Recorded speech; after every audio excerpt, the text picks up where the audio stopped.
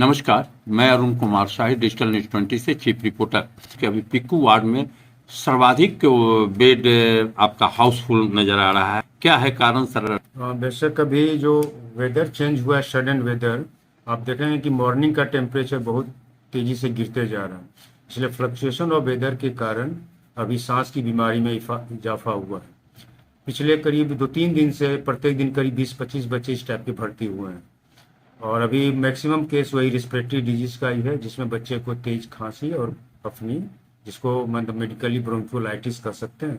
जो आपको याद होगा 2021 में भी इसका प्रकोप हुआ था, लास्ट सितंबर महीना में, जिसमें हम लोगों को करीब 5-6 दिन तक 110-112 पेशेंट आने लगे थे। ठीक उसी प्रकार का प्रेजेंटेशन लेकर के अभी बच्चे भर्ती हो रहे हैं।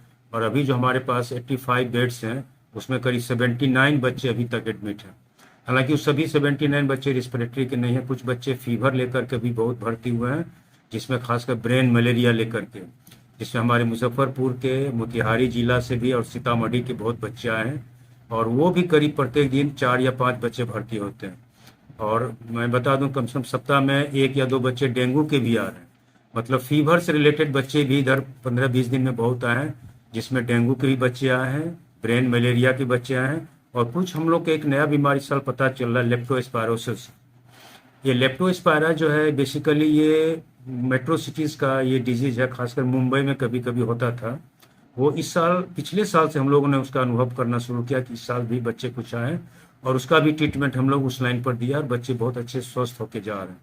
तो अभी हमारे पीआईसीयू में आप कह सकते हैं हाउसफुल, एक तरह से कह सकते हैं 85 में 79 बच्चे भर्ती हैं, जिसमें मैक्सिमम रिस्पिरेटरी के हैं, और ये मलेरिया और लेप्टोस्पायरोसिस, और कुछ 1-2 बच्चे डेंगू के भी आ रहे हैं। जो नई बीमारी के संबंध में सर जो आप बता रहे हैं, ये क्या बीमारी है? ये बेसिकली एक स्पैरोकीट्स के कारण होता है, लेप्टोस्पायरा के कारण होता है। तो इसका ये क्या लक्षण है सर? लक्षण वही है, तेज बुखार इसमें भी आएंगे, और उसके साथ प्लेटलेट्स की भी कमी होने लगती है, हीमोग्लोबिन भी घटने लगते हैं, और शरीर में थोड़ा सूजन आ जाते हैं, और साथ में लीवर स्प्लीन भी इंलार्ज हो जाता है। ये प्योर डेंगू से मिलता जुलता ही बीमारी है, और ये ब्रेन मलेरिया से भी मिलता जुलता बीमारी है।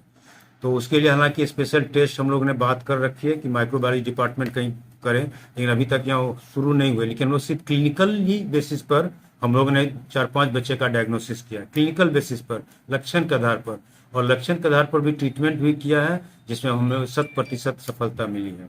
इसमें खासकर एक ड्रग्स होती है जिसको डॉक्सीसाइक्लिन बोलते हैं।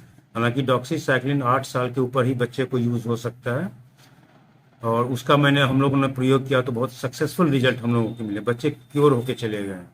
तो हम लोगों को लग रहा है कि वो भी इस क्षेत्र में हो सकता है। हालांकि कंफर्म डायग्नोसिस के लिए या तो ब्लड सैंपल हम लोग को RMRI पटना भेजना पड़ सकता है, जिसके हम लोग ने बात करना शुरू किया है।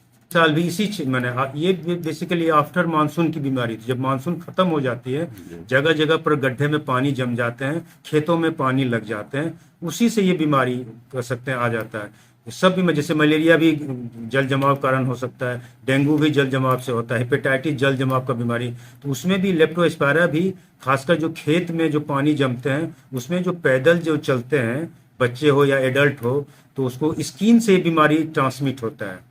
जिससे पैर में पानी लग गया, पैर में हल्का सा खरोच कहीं लगा होगा, तो वहां से ये पेनिट्रेट करके जाते हैं। इससे बचाव के लिए सर? बचाव के लिए बस वही कि जल जमाव में जहाँ गंदे पानी हो, उसमें पानी गंदे, ये नंगे पैर ना जाएं। अगर गए हैं तो तुरंत साबुन से उसको पैर हाथ धो लीजिए, ताकि वहां से कुछ उसका ट्रांसमिशन ना हो। यही एक मेन बचाव हो सकता है। तमाम लेटेस्ट खबरों को सबसे पहले देखने के लिए सब्सक्राइब करें डिजिटल न्यूज 20।